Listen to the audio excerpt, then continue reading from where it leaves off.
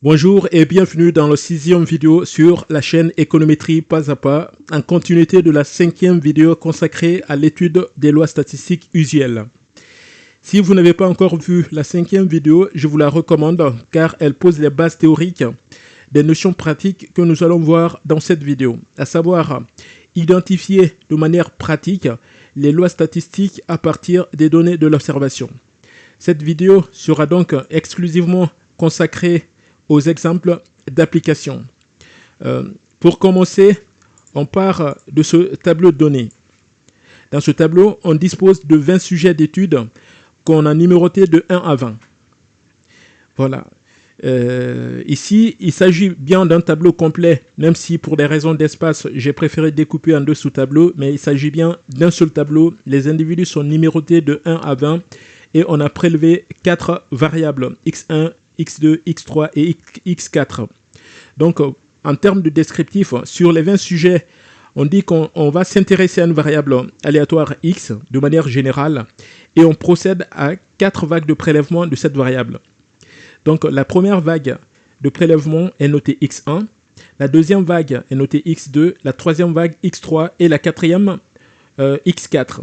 Donc, chaque vague de prélèvement constitue en soi une série statistique à part entière et est prélevée pour chaque individu I.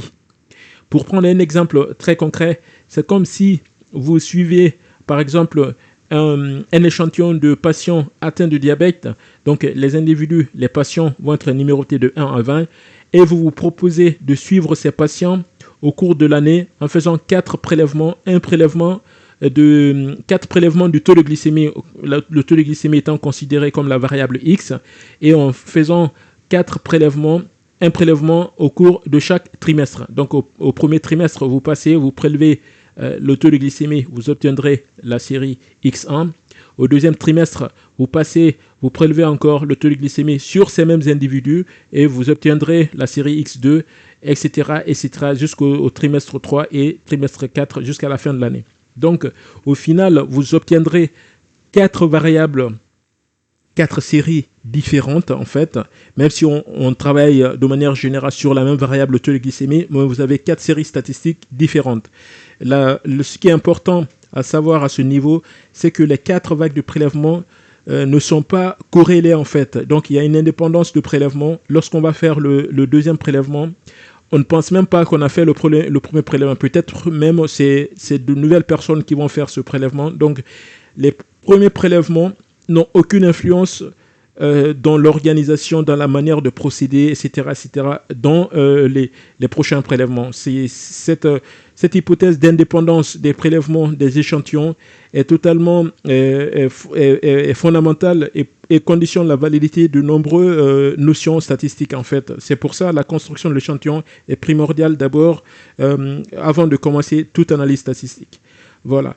Donc, en plus de cette présentation, on rajoute une nouvelle condition qui définit, qui donne le tempo de l'exercice, en fait. On va supposer que d'abord les x1, x2, x3, x4 sont indépendants, mais on va supposer que chaque xk, k égale 1, 2, 3, 4, chaque xk suit une loi normale 0,1. Une loi normale 0,1, on a déjà vu, c'est la loi normale centrée réduite, c'est-à-dire une loi normale de moyenne 0 et de variance égale 1. Donc on va dire ici que x1 suit une loi normale 0,1, x2 suit une loi normale 0,1, x3 de même, x4 pareil. Donc voici la deuxième hypothèse, indépendance des prélèvements, et chaque variable, chaque série est distribuée suivant une loi normale 0,1.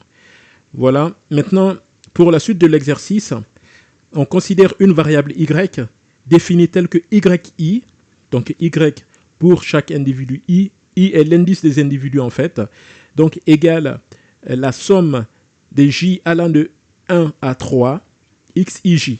Qu'est-ce que ça signifie, cette formule? C'est-à-dire que pour chaque individu i, on a fait la somme des carrés des 3 premières variables. Donc les 3 premières variables, c'est x1, x2, x3. Et on a élevé x1 au carré.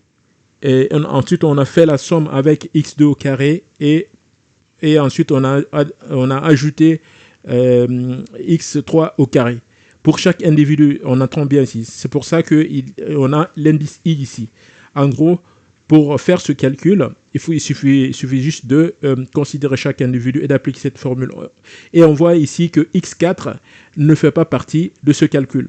Donc même si on a 4 variables en entrée, mais YI est calculé sur les 3 premières variables. C'est important à noter. Maintenant, pour la suite de l'exercice, on nous demande de construire la série Y. Donc j'ai donné déjà les éléments de construction de la série Y. Et on nous dit quelle est la loi de distribution de la variable Y. D'abord, s'agissant de la construction de la série Y, c'est assez simple. Même si ça peut paraître fastidieux, mais vous prenez chaque individu I, vous faites la somme des carrés de x1, x2, x3, tout simplement, suivant la formule qui est indiquée. Voilà. Donc là, moi, en faisant mes calculs, j'obtiens ce tableau. J'espère que quand vous ferez les calculs aussi, vous obtiendrez les mêmes résultats que moi. Maintenant, dans la deuxième question, on nous demande quelle est la loi de distribution de la variable Y. Dire loi de distribution ou loi de probabilité, c'est la même chose. On pouvait dire quelle est la loi de probabilité de la variable Y. Dans ce cas, on se base tout simplement sur la théorie. Je reviens encore sur la formule. Donc, YI égale la somme des J allant de 1 à 3 de XIJ au carré. Si vous référez par exemple à la précédente vidéo où j'ai présenté justement les lois statistiques, vous constaterez que YI ici est la somme des carrés des variables XI suivant chacune une loi normale 0,1. C'est ce qu'on vient de dire en fait. Donc X1, une loi est distribuée suivant une loi normale 0,1, X2, une loi normale 0,1, X3, une loi normale 0,1. Maintenant, en faisant la somme des carrés de chacune de ces variables, en théorie, vous obtenez quoi à votre avis? Je vous donne quelques secondes. Voilà, on obtient une loi de qui 2. Lorsque vous faites la somme des carrés des lois normales 0,1, vous obtenez une loi de qui 2. Maintenant, on a rajouté une information supplémentaire, c'est le nombre de degrés de liberté. C'est pour ça que ici on a 3. 3 parce qu'on a fait la somme de 3 variables suivant une loi normale. C'est pour ça que le degré de liberté est égal à 3. Si on avait fait la somme de 4 variables, ça aurait été 4, 5. Donc le nombre de degrés de liberté est égal au nombre de variables que vous additionnez pour obtenir la loi de qui 2. Ici, la loi de qui 2 est notée x, grand X au carré. En fait, c'est la notation commune qu'on utilise pour symboliser la loi de qui 2. C'est pour ça, avec cette petite vague, en fait, qui signifie suit, en fait. Donc, Y suit une loi de qui 2 à 3 degrés de liberté. Voilà, on a répondu à la deuxième question par rapport à Y. On a construit le tableau de Y pour chaque individu I et on a donné la nature de sa loi de probabilité. C'est une loi de qui 2 à 3 degrés de liberté. Maintenant, on continue. Et ici, pour le deuxième exercice, on considère une variable Z qui est définie comme ceci en fait. Je vais poser la formule de Z. ZI. Pour chaque individu I, on définit la variable Z qui est égale à XI4 sur la racine carrée de YI sur 3. Voilà.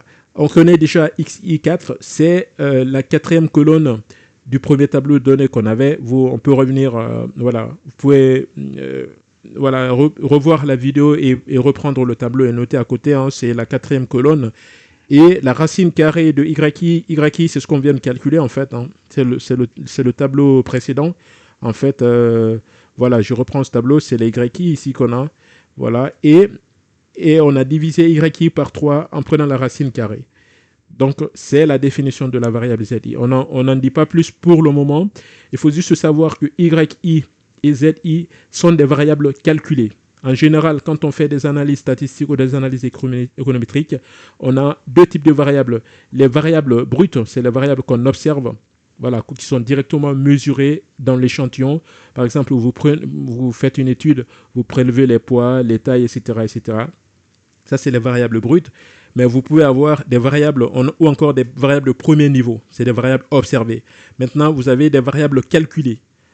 C'est le cas, par exemple, quand je prélève le poids et la taille des personnes, des individus, et que je calcule l'indice de masse corporelle, la BMC, Body Mass Index, ou indice de masse corporelle IMC. C'est des variables de second niveau, puisqu'on combine le poids et la taille pour avoir ces valeurs. Donc, on est dans ce même cas ici, c'est-à-dire qu'on a des variables en entrée x1, x2, x3, et on a calculé des variables yi et zi qui sont des variables de second niveau. Donc, en règle générale, on connaît la distribution en entrée des variables de premier niveau, c'est-à-dire des variables observées. Le poids et la taille, on peut savoir que ils suivent des lois normales. Mais lorsqu'on va rentrer dans les calculs de second niveau, tels que le Body Mass Index ou d'autres, là, il faut déterminer les lois statistiques maintenant qui ne sont pas connues a priori à l'avance. On est dans ce scénario-là ici. On a calculé la variable yi. On ne connaissait pas sa loi de distribution, mais en voyant ses composants, on sait maintenant que c'est distribué suivant une loi de Ki2 parce qu'on a fait la somme des carrés des lois normales. Voilà, suivant chacune une loi normale 0,1, justement.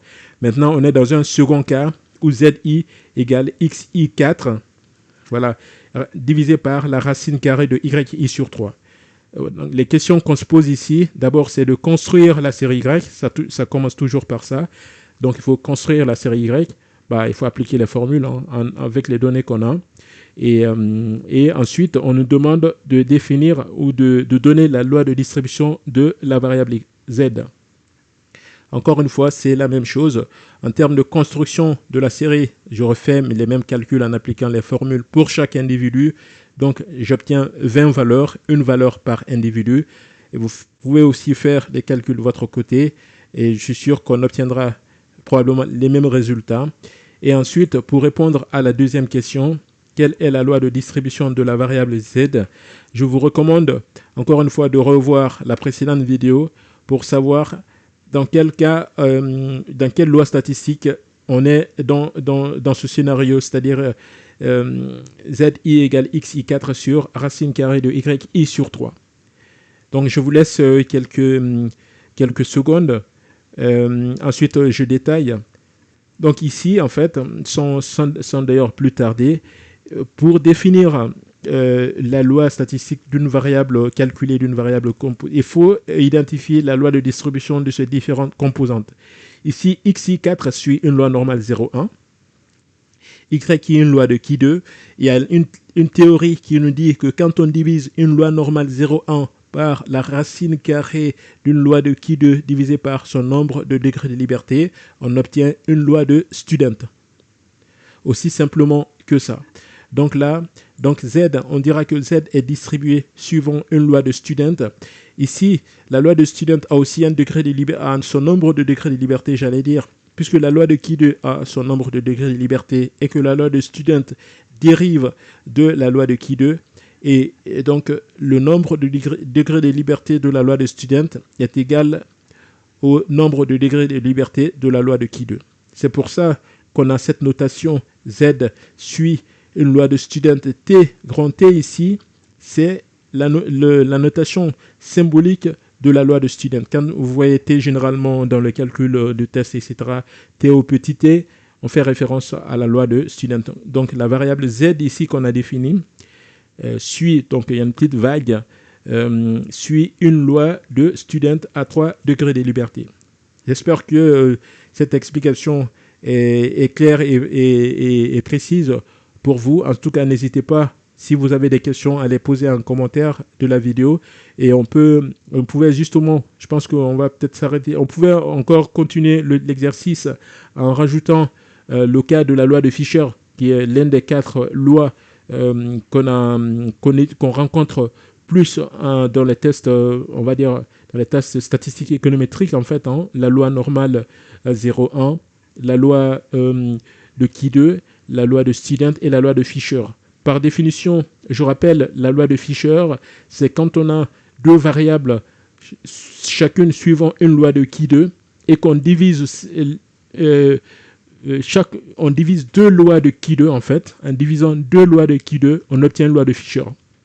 Donc si vous avez un exercice, on vous demande de calculer une variable et que vous voyez qu'au dénominateur, on a une variable de qui2 et au numérateur également, on a une variable de qui2, bah, nécessairement, la valeur que vous obtiendrez est distribuée suivant une loi de Fisher. Voilà, avec contrairement aux lois de Student et la loi de qui2 qui n'ont qu'un seul degré de liberté, la loi de Fisher a 2 degrés de liberté, puisque au numérateur il y a un degré de liberté et au dénominateur il y a un degré de liberté. Donc la loi de Fisher a 2 degrés de liberté qu'on note généralement P et Q. Voilà, où P est le degré de liberté du numérateur et Q est le degré de liberté du dénominateur. Revoyez la précédente vidéo pour avoir plus de détails sur tous ces éléments. Et voilà, je pense qu'on peut s'arrêter là pour cette vidéo. Et justement, le but de ces vidéos introductives, c'est de pouvoir balayer, préparer un peu le terrain pour commencer l'économétrie à proprement parler, parce que jusque-là, nous ne savons pas encore commencer l'économétrie, en fait. Hein. Nous avons déjà vu les variables et leurs types. On vient de voir les lois statistiques et quelques exemples d'application. Dans la prochaine vidéo ou les prochaines vidéos, je vais vous présenter les notions de tests statistiques. Donc tout ça pour conclure, justement pour pouvoir maîtriser, avoir des éléments détaillés sur les notions statistiques incontournables en économétrie.